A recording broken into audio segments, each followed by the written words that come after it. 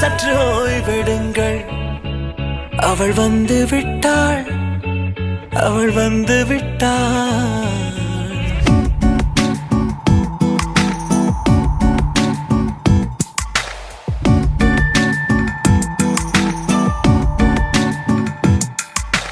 பூக்களே சற்று ஓய்வெடுங்கள்.